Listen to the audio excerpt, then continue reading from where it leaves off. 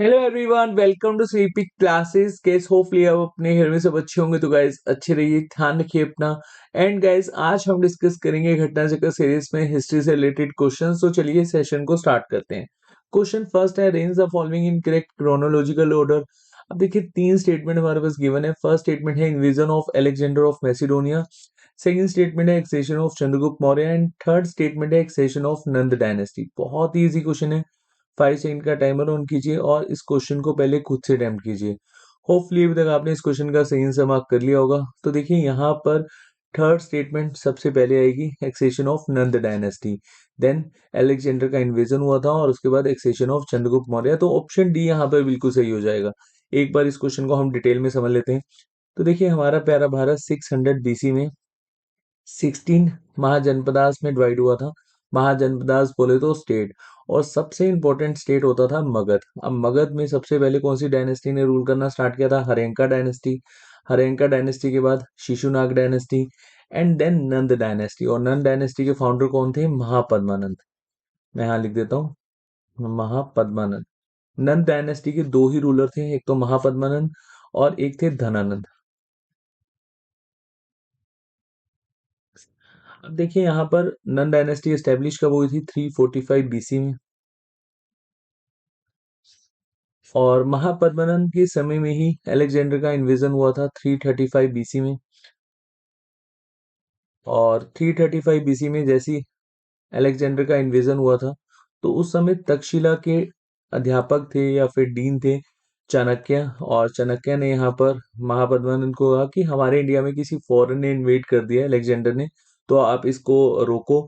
तो यहाँ पर महापद्मनंद ने रोकने से मना कर दिया था। अब ये रीजन को याद रखना है, इसको मैं बाद में आपको बताऊंगा।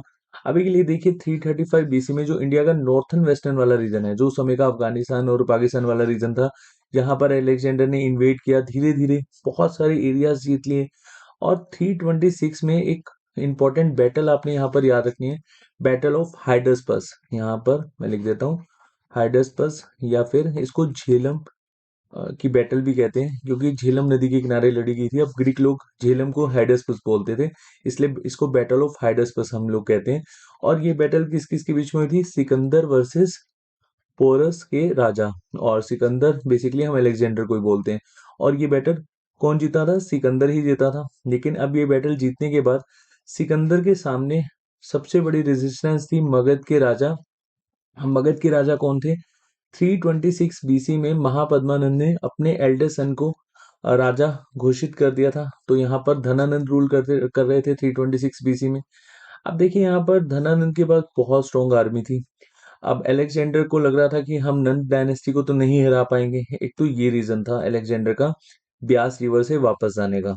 और सेकंड रीजन ये था कि जब पोरस के राजा को हराया था, तो पोरस के राजा बैटलफील्ड नहीं छोड़ रहे थे। और इनका ये कहना था कि आप मुझे यहाँ पर हरा तो सकते हो, लेकिन मेरा अंपायर नहीं ले सकते। और इसी दृढ़ निष्ठा को देखते हुए सिकंदर ने पोरस के राजा को उनका एरिया वापस कर दिया था। अब यहाँ पर बहुत सारे रीजंस बताए गए हैं कि पोरस के राजा अलेक्जेंडर के साथ हो गए थे, तो हम उसमें नहीं जाएंगे, हम यहाँ पर जस्ट पॉइंट को समझेंगे। और तीसरा यहाँ पर पॉइंट आपको यहाँ पर ये याद रखना है कि जो सिकंदर की सेना थी वो 335 बीसी से मैसेडोनिया से चली थी। अब उनको होम सिक फील हो रहा था, तो यहाँ पर सिकंदर को लगा अगर सेना ही साथ नहीं देगी तो बैटल हम कैसे जीतेंगे। तो यही एक रीजन था, सिकंदर ब्यास रिवर से वापस हो गया था।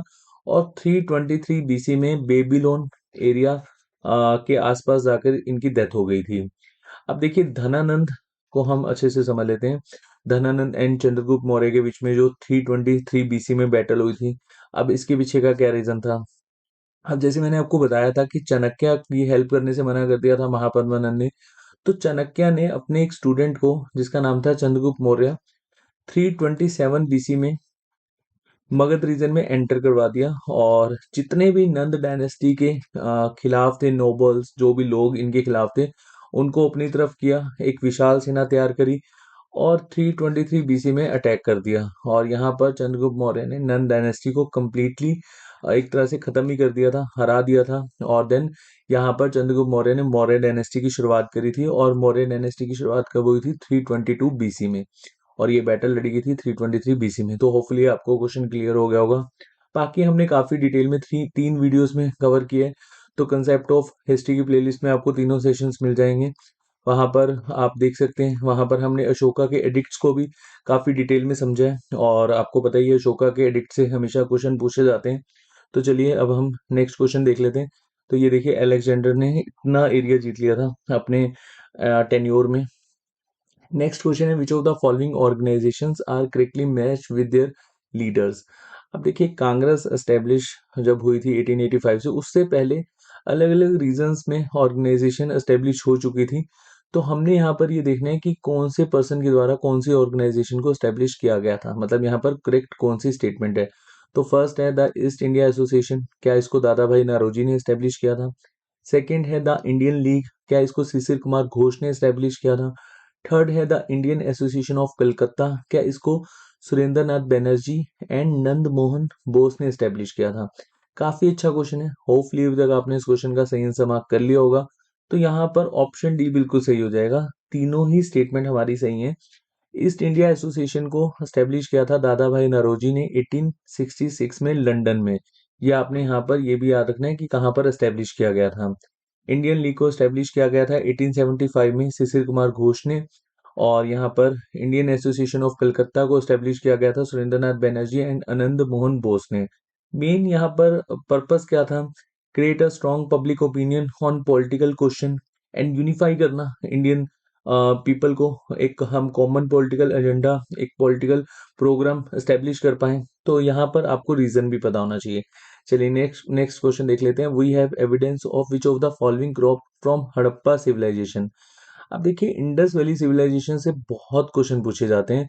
अब यहाँ पर तो हम डायरेक्ट क्वेश्चन डिस्कस कर रहे हैं कि हड़प्पा सिविलाइजेशन से कौन सी क्रॉप के हमें एविडेंस मिले हैं। समटाइम्स ऐसे क्वेश्चन आ जाते हैं कि बनावली साइट या फिर हड़प्पा या फिर मोहनजोदारो या फिर अदर कोई साइट से रिलेटेड यहाँ पर पूछा जाता है कि बताइए कि इस साइट से कौन सी क्रॉप के एविडेंस मिले हैं। तो इस तरह के क्वेश्चन भी हम डिस्कस करेंगे, और तभी हम अपनी कमांड अच्छी बना पाएंगे क्वेश्चंस पर। तो अभी के लिए यहाँ पर सिंपल क्वेश्चन है कि हड़प्पा सिविलाइजेशन से कौन सी क्रॉप के एविडेंस मिले हैं, वीट, कॉटन, राइस। तो आपने याद रखना है तीनों ही यहाँ पर क्रॉप के एविडेंस मिले हैं। तो ऑप्शन डी यहाँ पर बिल्कुल सही हो जाएगा। और भी बहुत सारी क्रॉप्स के एविडेंस मिले हैं, जैसे वीट, बार्ले, राय, पीस, सीसमम, मस्टर्ड। तो यहाँ पर एक बार हम इंडस वैली सिविलाइजेशन से रिलेटेड क्वेश्चन डिस्कस करेंगे, और वहां मैं आपको अब प्रॉपर बता भी दूंगा कि कौन सी साइड से किस तरह से क्वेश्चन पूछे जाते हैं। तो चलिए नेक्स्ट क्वेश्चन देख लेते हैं। Which of the following statement is are true. अब देखिए, दो स्टेटमेंट यहाँ पर गिवन है। फर्स्ट स्टेटमेंट है, both Pallavas and Chalukyas try to establish supremacy over the land lying between the Krishna and the Tungabhadra. And second statement that this dwarf was again the bone of contention in late medieval times between Vijayanagar Empire and the Bamani Kingdom। और इस तरह के question हम पहले भी discuss कर चुके हैं।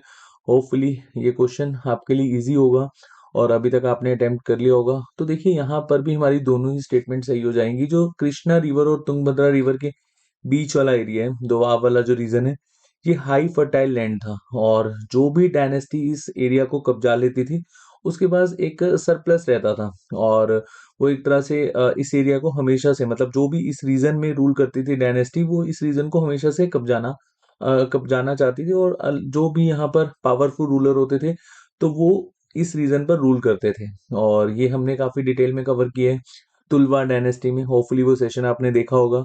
अगेन वो सेशन आपको कंसेप्ट ऑफ हिस्ट्री की प्लेलिस्ट में मिल जाएगा। तो यहाँ पर ऑप्शन सी बिल्कुल सही हो जाएगा।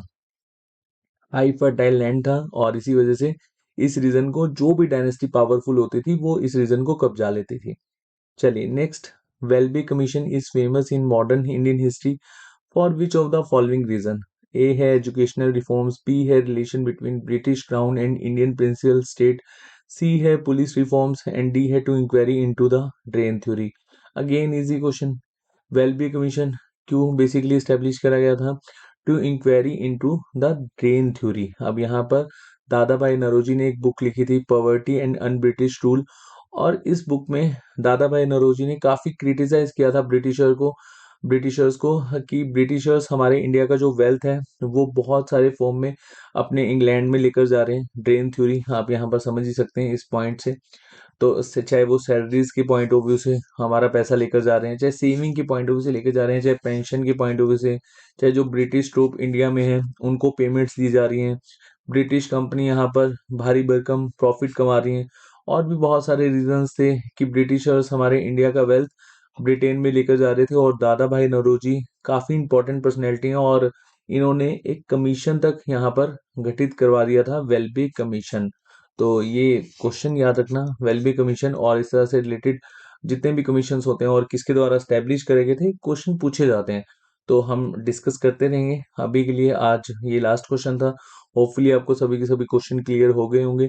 इन केस अगर आपका कोई डाउट है, प्लीज कमेंट सेक्शन में पोस्ट करेगा। नेक्स्ट सेशन में बहुत जल्द मिलते हैं, तब तक के लिए अपना ध्यान रखिए। Thank you so much.